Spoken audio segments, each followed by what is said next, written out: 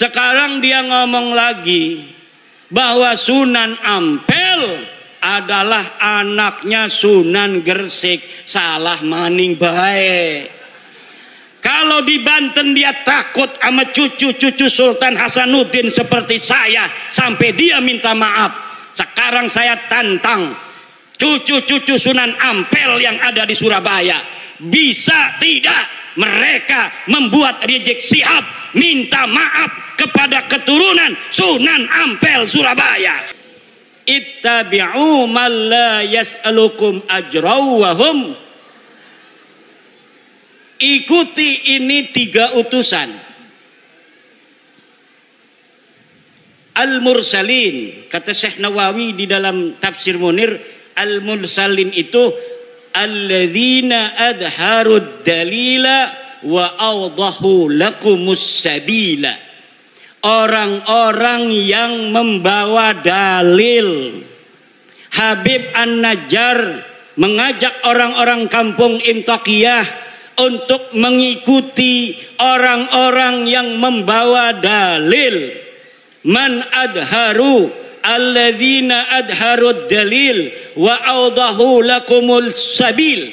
Orang-orang yang memberikan dalil, orang-orang yang menjelaskan jalan. Kalau ada orang yang berbicara tentang kebenaran, dia membawa dalil, pegang. Kalau ada orang datang membawa kebenaran tanpa adanya dalil, tolak. Wala taqfu ma laisa laka bihi ilmun. Jangan kau ikuti apa-apa yang kamu tidak tahu dalilnya. Ada orang ngaku-ngaku miskin ke RT. Atau jangan ke RT, ngaku miskin di rumah sakit. Betul apa tidak? Saya miskin, kata petugas rumah sakit. Mana dalilnya? Dalilnya harus bawa. Ngaku miskin supaya gratis di rumah sakit, harus ada dalilnya. Betul apa tidak? Dalilnya adalah surat keterangan RT, RW, kecamatan, dan dinas sosial atau dinas kesehatan bahwa dia adalah orang, maka bisa gratis di rumah sakit. Pak, saya nggak mau bayar Pak, orang miskin. Mana dalilnya? Ini Pak, keterangan dari RT-nya. Ini keterangan miskin dari RW. Ini keterangan miskin dari kecamatan. Ini keterangan miskin dari dinas sosial. Ini keterangan miskin dari dinas kesehatan. Baru rumah sakit menggratiskan orang yang mengaku miskin. Ngaku miskin aja Pak. Pak, yang ngerokok baik. Harus ada apalagi orang yang ngaku cucu. Betul apa tidak? Orang yang ngaku miskin harus ada dalil. Apalagi orang yang ngaku cucu. Mana dalilnya? Ngaku-ngaku cucu Nabi. Mana kitabnya? Mana hasil tes DNA-nya? Oro-ono. Kita belaka, sejarah helaka, tes DNA ini melenceng ning dindi. Tes DNA ini melenceng nangen dindi. Ada di Indonesia, Bu.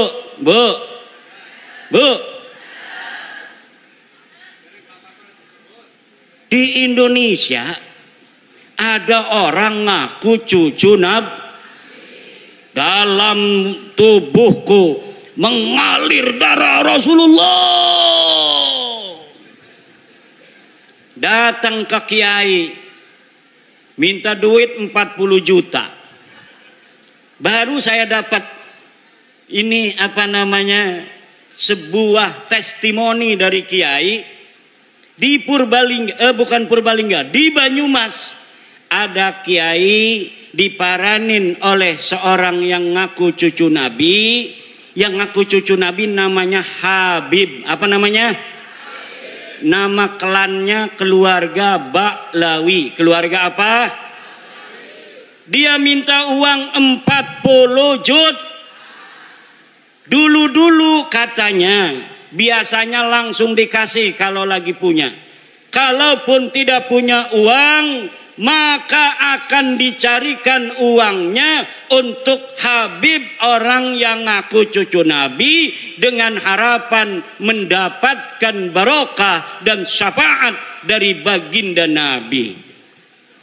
Tapi kiai ini sudah dengar, ada di Banten namanya Imaduddin Usman, sudah meneliti bahwa para habib-habib yang ada di Indonesia yang ngaku cucu Nabi ini ternyata bukan keturunan Nabi. Saya yang meneliti itu, bahwa Habibku ada Habib Rizik Syihab, Habib Bahar Smith, Habib Taufik Segaf, Habib Lutfi Yahya. Itu semua namanya keluarga Baklawi. Keluarga siapa? Saya sudah teliti seteliti-telitinya berdasarkan kitab-kitab nasab, kitab-kitab sejarah, hasil tes DNA, bahwa mereka dengan pasti mustahil sebagai keturunan baginda Nabi besar Muhammad sallallahu alaihi wasallam. Tidak terima, silahkan undang saya untuk berdebat. Kalau tidak terima, mana ente punya dalil?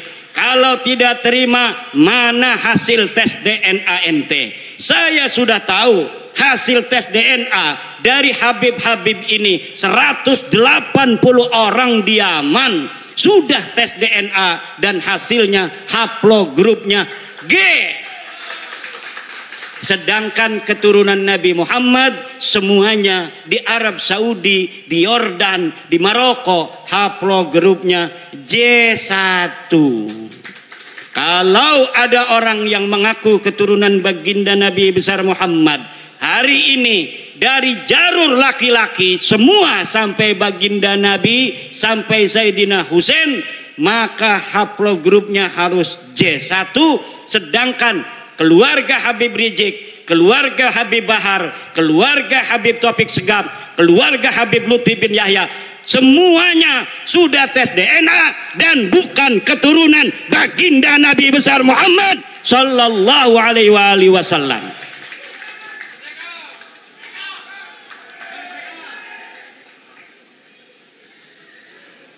Itu ceritanya. Kembali kepada Kiai Banyumas tadi tuh. Karena dia sering mendengerin saya, ketika si Habib ini minta uang 40 juta, dia acting pura-pura jadeb. Kiai Imad pahlawanku, Kiai Imad pahlawanku, Kiai Imad pahlawanku. Langsung Habibnya kabur.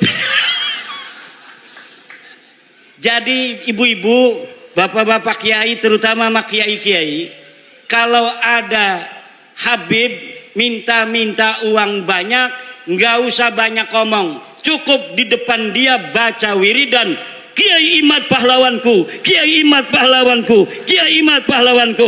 Insya Allah setannya hilang semua. Lah kita nyari-nyari duit, gelati duit 40 juta gati bu ya, nggih. Megawe ning Tangerang gaji ya 4 juta, berarti 40 juta ya kita megawe ning pabrik 4 bulan, 10 bulan nggih.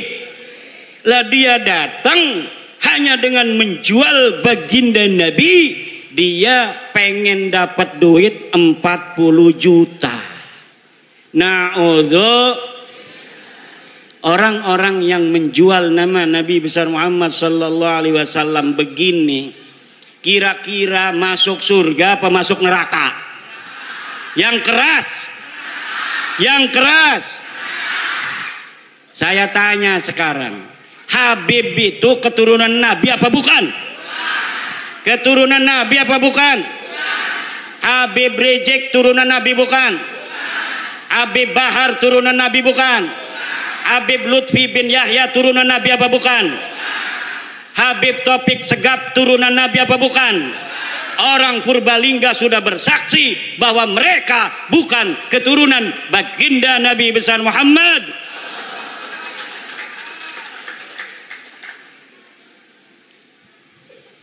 Ibunda Khadijah Al-Kubra akan tersenyum kepada orang-orang Purbalingga.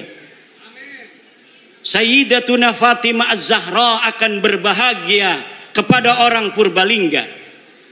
Sayyidina Ali, Sayyidina Husain, Sayyidina Hasan akan tersenyum kepada orang Purbalingga, kepada masyarakat Nusantara yang sudah menyelamatkan nama baik Sayyidatuna Khadijah Al-Kubra, Sayyidatuna Fatimah Az-Zahra, Sayyidina Ali dan baginda Nabi besar Muhammad sallallahu alaihi wasallam dari orang-orang sekarang yang dia bukan turunan baginda Nabi, tetapi dia mengaku-ngaku keturunan baginda Nabi. Dengan pengakuannya itu dia membuat umat Nabi besar Muhammad sallallahu alaihi wasallam diperas, membuat umat Nabi Muhammad SAW dihina-dina, membuat umat Nabi besar Muhammad SAW berpecah belah. Orang-orang semacam ini dari sisi ilmu nasab bukan turunan Nabi, dari sisi ilmu sejarah bukan turunan Nabi, dari tes DNA bukan turunan Nabi, dari akhlak ba'id, jauh dari keturunan Nabi. Akhlak Nabi begitu luhur, senyum mengembang setiap ketemu dengan orang lain, menyayangi orang lain. Setiap ketemu orang punya uang, dikasih uangnya oleh baginda Nabi. Lagi bawa begini nih, bawa jas, apa ini namanya nih, jubah, diminta orang karena ada dua. Kalau turunan Nabi itu harus sama dengan Nabi. Kalau lagi bawa jubah, beb, jubahnya satu buat aneh, langsung dikasihin. Itu ciri-ciri daripada turunan. Sekarang laskar jajal kalau ada Habib lagi bawa mobil, beb, mobilnya buat aneh. Kalau dia kasih itu mobil, dia turunan Nabi. Kalau tidak kasih itu mobil, jangan sampai engkau percaya bahwa dia keturunan baginda Nabi besar Muhammad. Setuju? Ada Habib datang ke Kiai bawa mobil. Beb, bawa apa ke sini? Mobil. Mobilnya buat aneh aja. Sebelum diminta, minta dulu. Sebelum dia minta uang, minta dulu apa yang dia bawa. Dia bawa udang-udang begini, pinta. Dia bawa jubah begini, pinta. Wah, berarti Ki Imad nanti kita minta coba kasih enggak? Ya enggak. Aneh kan enggak ngomong-ngomong, aneh turunan Nabi. Ente punya istri, cerai, nanti aneh kawinin, ente masuk surga. Ada Profesor Manahem Ali berriwayat, ada seorang kiai istrinya cantik jelita. Tahu istrinya satu atau dua saya nggak tahu itu. Yang jelas dia istrinya cantik. Datang Habib, suruh dicerai istrinya. Kata si Habib, kalau engkau cerai istrimu lalu aku nikahi istrimu, maka engkau akan dapat barokah, dapat syafaat, masuk dalam surga. Na'udzu. Apakah yang model begitu betul turunan Nabi? Jawab.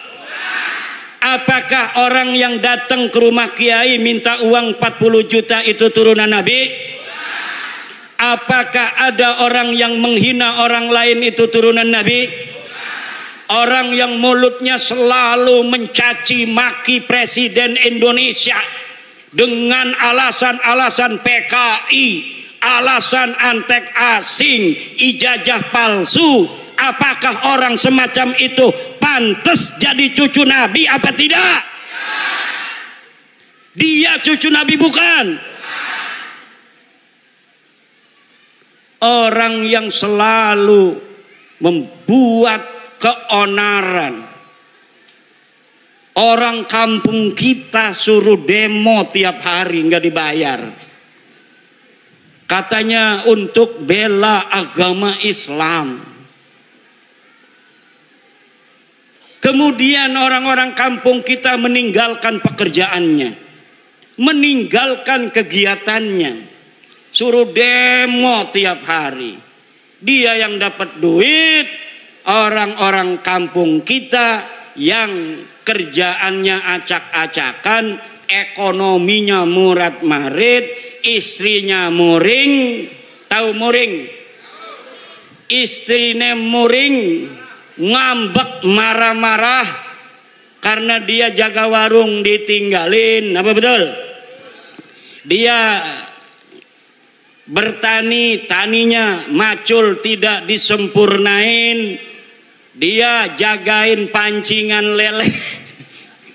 Pancingan lelenya ditinggalin. Kenapa? Suruh demo. Suruh katanya membela agama. Menurunkan antek-antek Cina. Menurunkan antek-antek asing. Tapi ternyata perjuangan mereka semata-mata bukan untuk agama, bukan untuk rakyat, bukan untuk bangsa, tetapi untuk tingginya nama mereka sendiri dengan mengorbankan putra-putri Indonesia agar masa depannya acak-acakan, tetap miskin, melarat, tidak punya pekerjaan. Na'udzu. Bu, anak ibu mesantren, betul apa tidak? Anak ibu mesantren pengen jadi kiai, betul? Kiai Sahal sangat bahagia kalau anak ibu-ibu melebihi kiainya. Makanya saya bikin syair, ya Rabbi bil khalil iftah kulla talibina waj'alhumu khairan minna wa khairal umami. Ya Rabbi bil khalil iftah kulla talibina waj'alhumu khairan minna wa khairal. Ya Rabbi bil khalil, ya Tuhan dengan barakah Syekh Khalil Bangkalan, iftah kulla talibina, beri futuh santri-santri kami, waj'alhumu, jadikan mereka khairan minna, lebih baik daripada aku, wa khairal umami, dan sebaik-baiknya umat. Seorang kiai akan bahagia kalau muridnya lebih pinter daripada dirinya. Betul? Kalau gurunya hafal Quran cuma 2 juz, kayak saya, itu juga dulu. Saya sekarang punya murid sudah hafal 30 juz karena habis mondok di saya, belajar kitab kuning. Dia ngaji di pondok tahfidz. Sekarang sudah 30 juz. Saya senang dan bahagia. Dia dulu bisa baca kitab, sekarang sudah hafal Al-Qur'an. Kalau gurunya sudah 30 juz, senang kalau muridnya hafal 35 juz.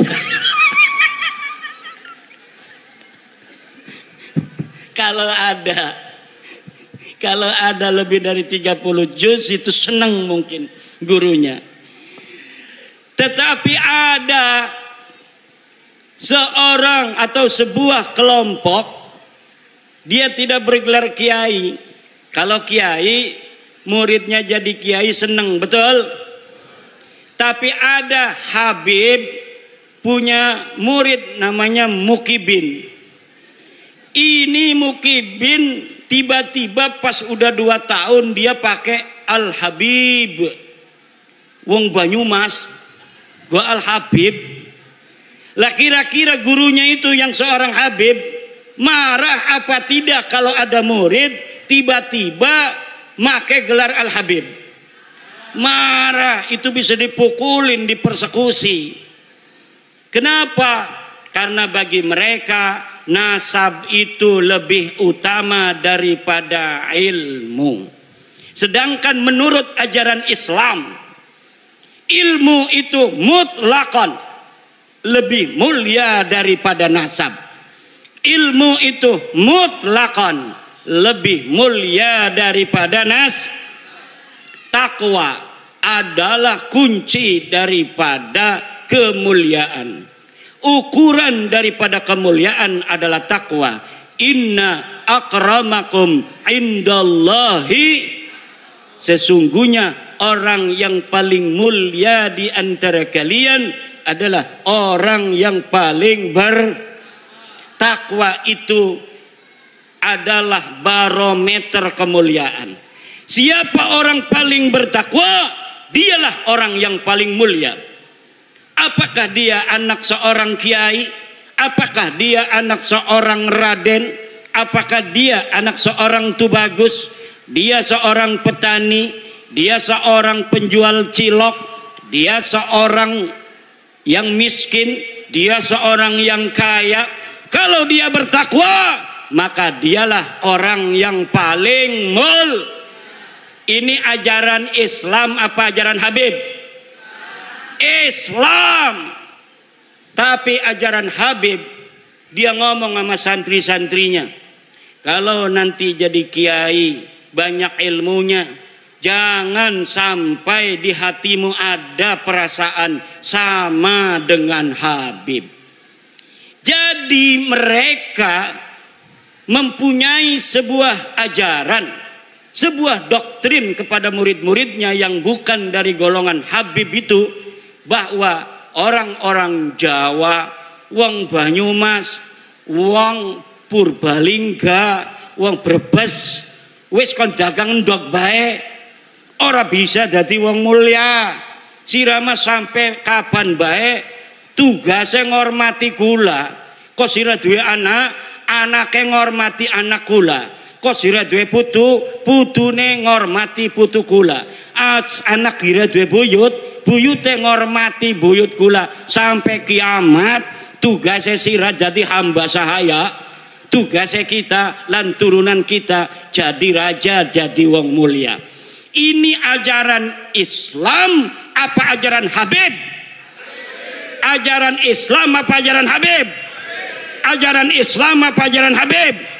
Ajaran Islam, siapa saja dia, dari siapa dia dilahirkan, tidaklah penting. Tetapi yang penting bagaimana dia nanti menatap kehidupan. Kalau dia belajar, kemudian pintar, dia bisa jadi presiden di Indonesia. Walaupun dia hanya anak petani dari Purbalingga. Walaupun dia hanya anak seorang pedagang kecil di Purbalingga, kalau dia kemudian masuk STPDN, dia bisa menjadi bupati di Purbalingga.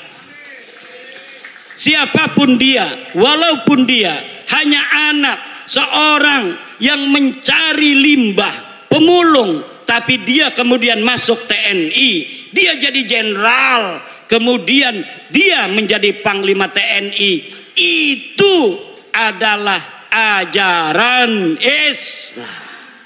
Dia bisa jadi jenderal, dia bisa menjadi AKBP, dia bisa menjadi kolonel, walaupun hanya anak seorang petani yang tidak punya sawah. Petani nyambut tapi abai nyelengi be alhamdulillah duite gena sekolah ning Akpol, duitnya sekolah ning perwira, akhirnya jadi jenderal. Maka di dalam ajaran Islam dan ajaran Pancasila tidak dinilai dia dari keturunannya, tapi dinilai dari prestasinya. Ini ajaran Islam sesuai dengan ajaran Pancasila. Tapi ajarane rasis, Habib, lamun uang dudu turunan Habib, uang lanang ora bisa ngawin turunan Habib. Kenapa ora bisa? Karena kita mah turunannya Nabi. Jere siapa sila turun Nabi? Jere bapak kula. Bapak nirani jere siapa? Bapak kula nih ya jere bapak tua kula. Bapak tua kamu kata siapa? Kata, tapi saya minta buktinya. Tidak ada bukti.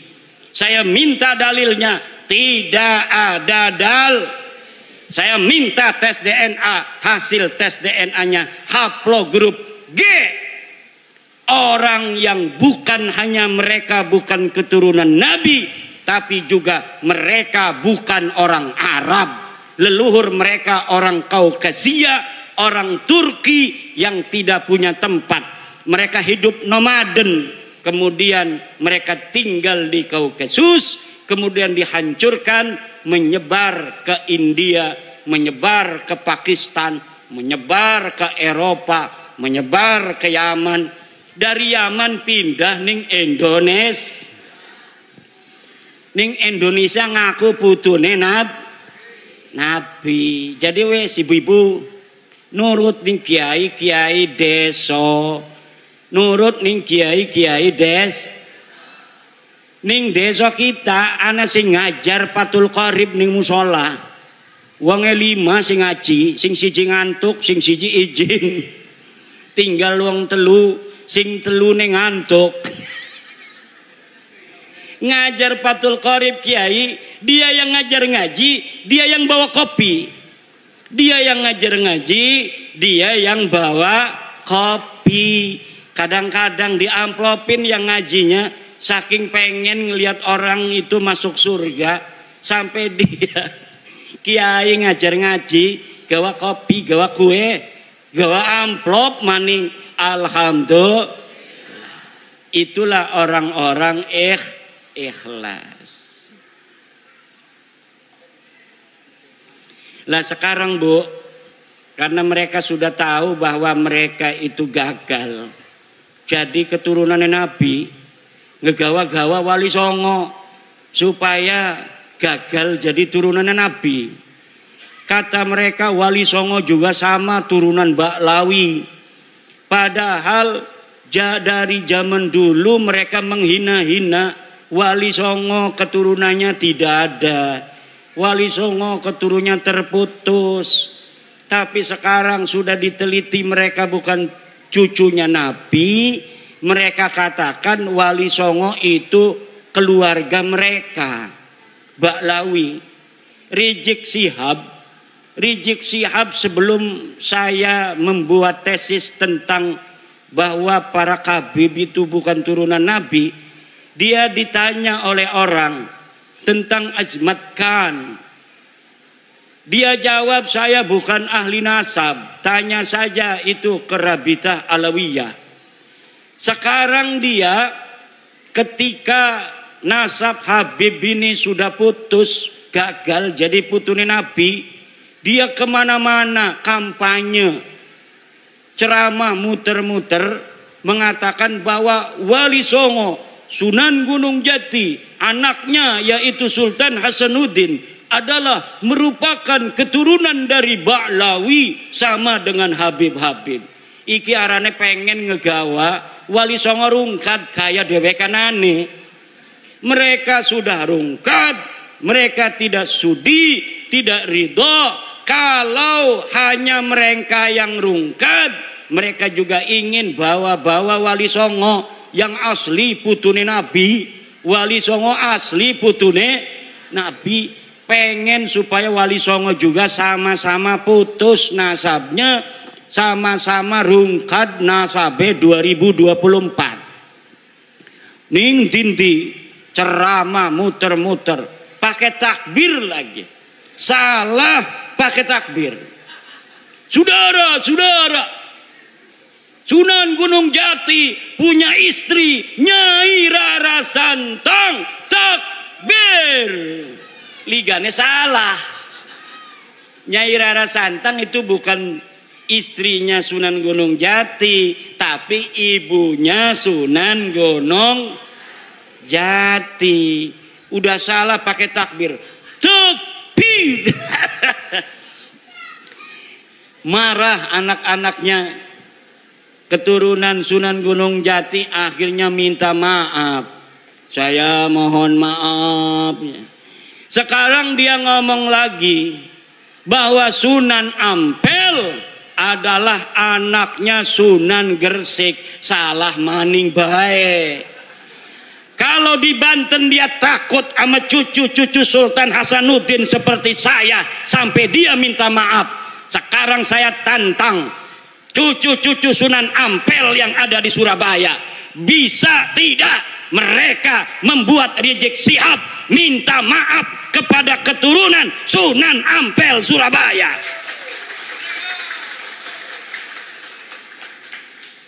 Kalau sama Sultan Hasanuddin Sunan Gunung Jati dia sampai minta maaf, sekarang orang Surabaya kalau dia tidak minta maaf atas kesalahannya itu dengan mengatakan Sunan Ampel anaknya Sunan Gresik, padahal Sunan Ampel anak daripada Ibrahim Asmoro, maka berarti keturunan Sunan Ampel yang ada di Surabaya tidak dianggap oleh Rizik Syihab seperti turunan Sunan Gunung Jati Syarif Hidayatullah.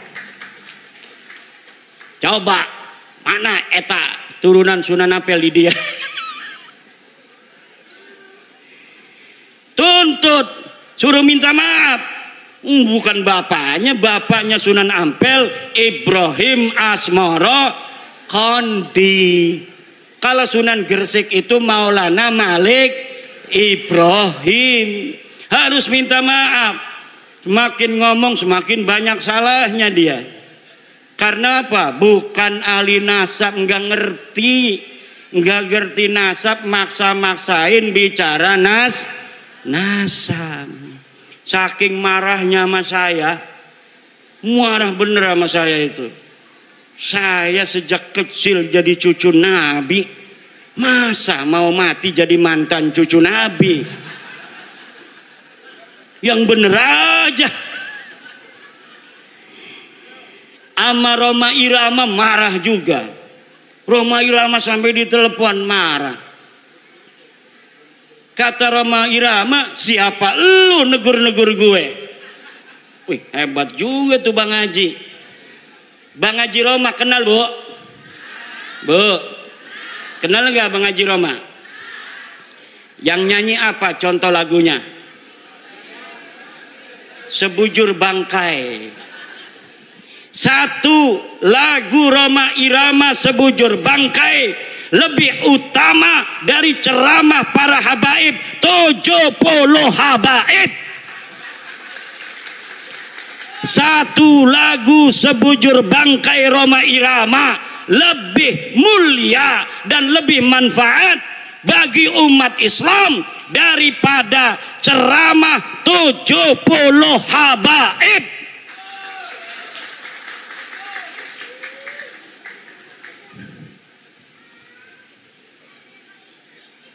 Kenapa lagunya Roma Irama kalau didengerin, kalau lagunya masalah akhirat, kaya-kaya neraka di depan mata, betul? Betul nggak? Kalau lagi nerangin masalah keindahan surga, kaya-kayanya surga ada di depan mata. Kalau lagi menerangkan istri salehah, Masya Allah pengen nambah lagi. Setiap keindahan yang tampak oleh mata. Apa tuh? Nggak hafal saya. Ada kiai yang hafal seluruh lagu-lagu Roma Irama. Namanya Kiai Haji Raden Syarif Rahmat. Itu di rumahnya bukan kitab dia mah, kaset semua. Masya Allah. Padahal hafal Quran, pinter baca kitab kuning, tapi ngefan banget sama Roma Irama sampai dia mengatakan bahwa Roma Irama adalah waliyun min auliyaillahi ta'ala. Roma Irama adalah waliyun min auliyaillahi ta'ala.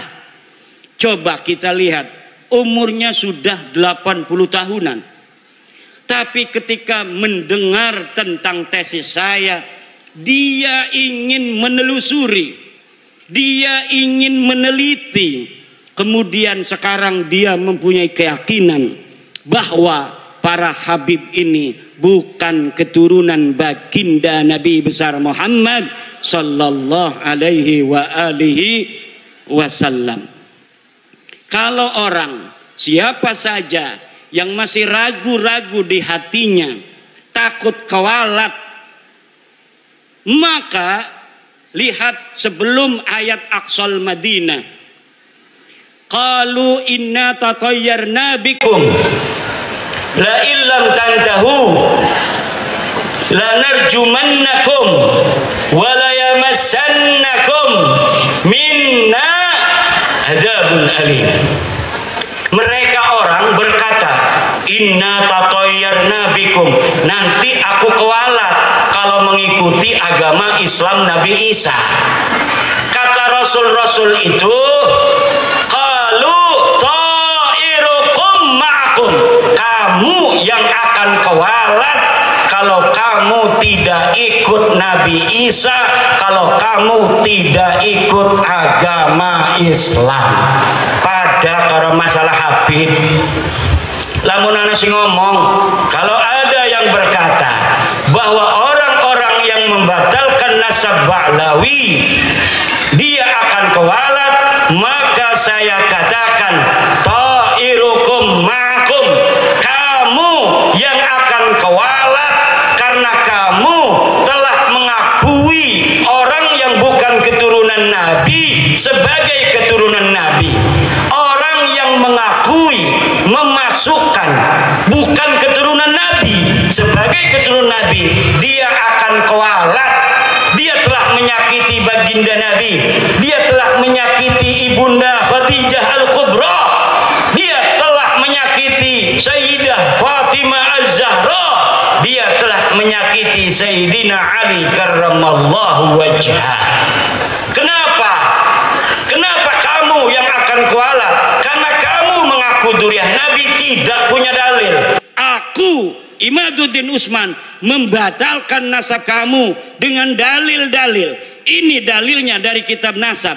Mulai abad kelima, 6, 7, 8, 9, tidak ada leluhur kamu disebut, dicatat sebagai keturunan baginda Nabi. Ini kitab sejarahnya. Mulai dari abad keempat, 5, 6, 7, 8, 9. Tidak ada leluhur kamu dicatat dalam sejarah sebagai apapun, baik sebagai ulama maupun sebagai turun Nabi. Tidak ada leluhurmu yang jadi ulama, tidak ada leluhurmu yang jadi wali, tidak ada leluhurmu yang dicatat sebagai keturunan Nabi. Lalu kamu katakan Ubaidillah sebagai imam.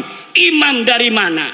Kamu katakan Alwi sebagai muhaddis. Muhaddis dari mana? Tidak ada orang yang mencatat di masanya pada abad ke-5, ke-6, ke-7 mereka sebagai ulama, mereka sebagai muhaddis, mereka sebagai turun Nabi. Teu aya pokok nama teu aya. Ngerti ente? Ya kalau sudah tidak ada dalil, premen maning. Imad tolong si husnudon beh. Ora bisa, doraka kita. Asup ka neraka aing. Lamun geus nyaho sia lain keturunan Nabi, tapi orang masih ngomong sia turun Nabi, aing asup ka neraka. Aing mah embung asup ka neraka eta. Aing mah embung asup ka neraka. Ka neraka. Kita mau ora pengen manjing neraka. Ku ibu-ibu pengen ora manjing neraka? Bu. Pengen ora manjing neraka? Ari boten aja nganggep Ba'lawi turun Nabi maning ya. Lamun masih nganggep turun Nabi manjing neraka.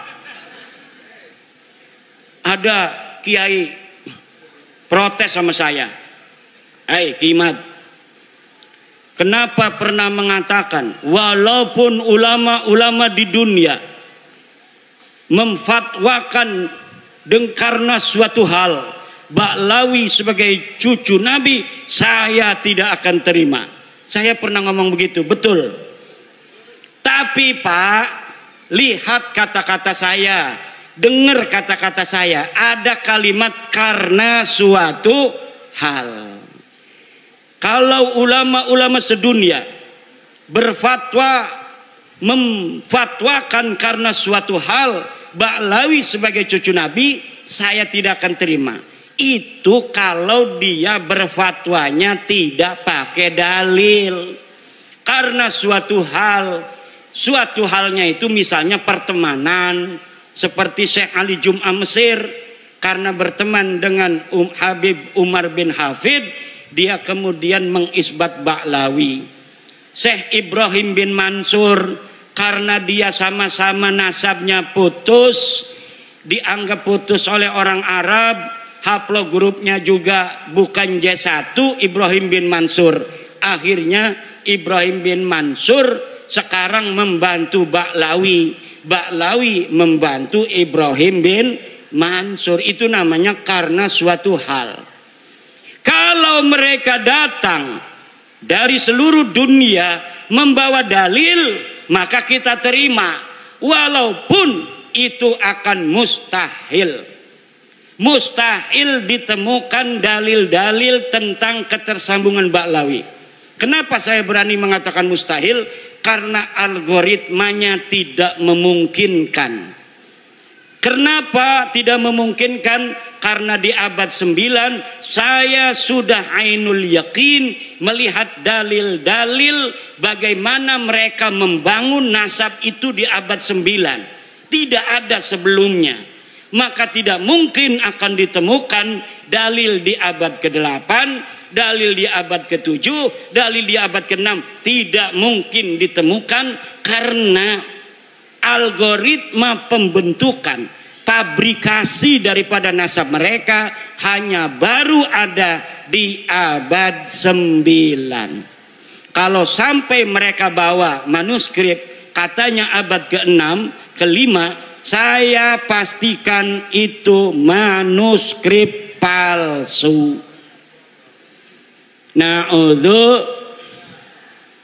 Apakah ada buktinya? Woi Kiai ngomong manuskrip palsu, manuskrip palsu. Saya sudah menemukan banyak pemalsuan-pemalsuan di dalam sejarah Ba'lawi. Saya banyak menemukan banyak pemalsuan dalam kitab-kitab Ba'lawi, seperti kitab Abnaul Imam yang ditulis abad kedua Hijriyah, lalu ditambahin di abad kelima, kemudian dikatakan sebagai kitab abad kelima. Padahal kitab itu ditambahin lagi pada abad ke-11, pada abad ke-13. Jadi apa yang tercatat di dalam kitab Abnaul Imam bukan semata-mata abad kedua, bukan semata-mata abad kelima, bukan semata-mata abad 11, bukan semata-mata abad ke-13. Dan bukan semata-mata dicetak pada abad 15 sekarang. Ini baru dicetak. Tetapi dari banyaknya penulis dari satu masa ke masa yang lainnya tidak ada dibedakan. Ini catatan dari abad 2, ini catatan dari abad 5, ini catatan dari abad 11, ini dari abad 13. Tidak dibedakan.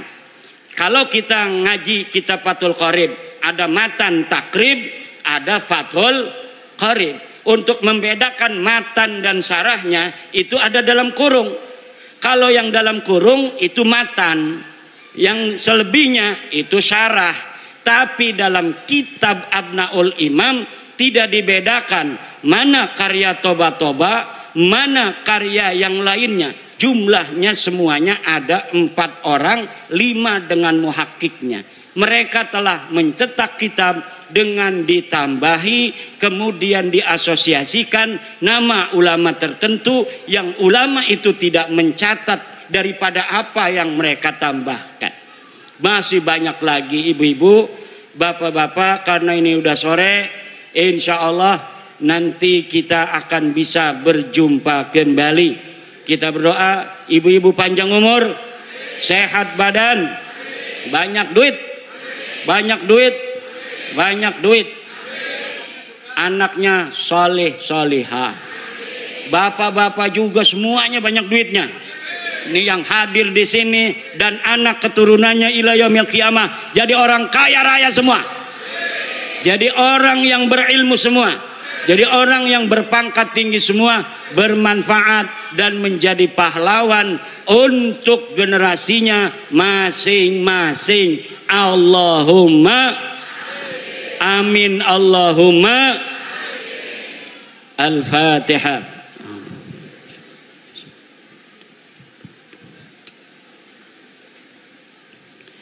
Wallahu huwal muwaffiqu ila aqwami thoriqin. Wassalamualaikum warahmatullahi wabarakatuh.